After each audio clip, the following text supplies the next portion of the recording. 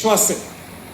आम्हाला इथं विश्वासात घेऊन आम्ही काम करतो शिवाजी महाराजांच्यासाठी. अनेक लोक गडावर पोहोचू सुद्धा शकत नाहीत.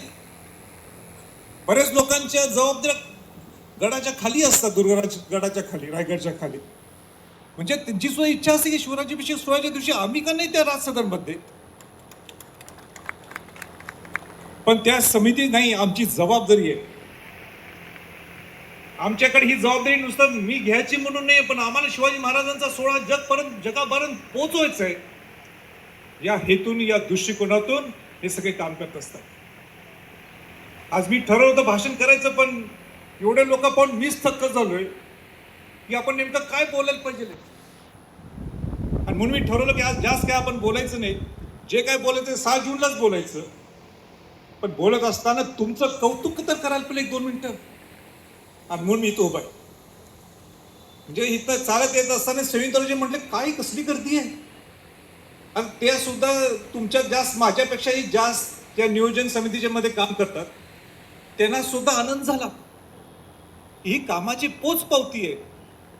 ह्या शिवराज्याभिषेक समिती ज्या लोक काम करतात ही कामाची पोच पावती आहे. आणि म्हणून मी जसं पूर्वी निमित्त होतो, 2007ला राज्याभिषेक सोहळा सुरू झाला, आजही निमित्त आहे.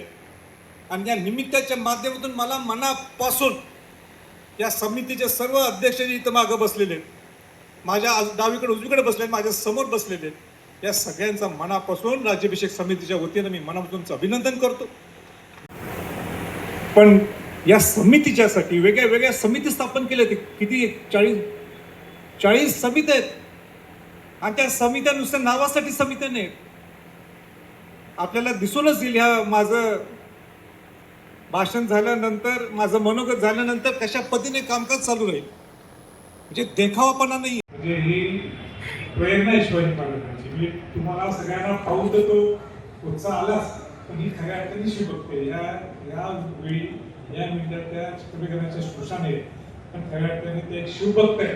पण त्यांचा आवाज मला स्वतः वाटलं की मुद्दाम केलं की दिवसभर मला असं दाखवायला मला कळत नाही. अशी शिवभक्ती असावी.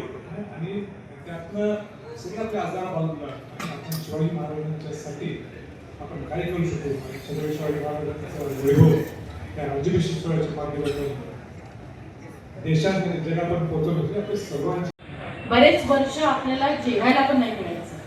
आणि मग नंतर म्हणजे 2 दिवस एका जागेवर उभं राहून त्यांनी तो पहारा शिवाजी महाराजांच्या वेळेस जसा करायचे तसं या समितीने 1700-1800 मुलं मुली मिळून करतात. खरोखर कौतुकाचं आहे. आपण एका कुठल्या छोट्याशा कार्यक्रमात गेलो की 2 गटांमध्ये भांडणं होताना आपण बघत असतो. पण हे गडकिल्ल्यांवर वेगळ्या भागात वेगळ्या गडकिल्ल्यांवर वर्षभर काम करत असतात. पण शिवराज्याभिषेक महोत्सव समिती राजे एक अशी मदर बॉडी बनलेली आहे ज्याच्या अंडरमध्ये ह्या सगळे जण एकत्र येतात आणि एकत्र काम करतात. एकाला त्रास झाला तर पूर्ण टीम त्यांच्या बाजूने उभी राहते. म्हणजे खरोखर कौतुकाचं आहे. खूप आभारी आहे आपल्या सर्वांचं.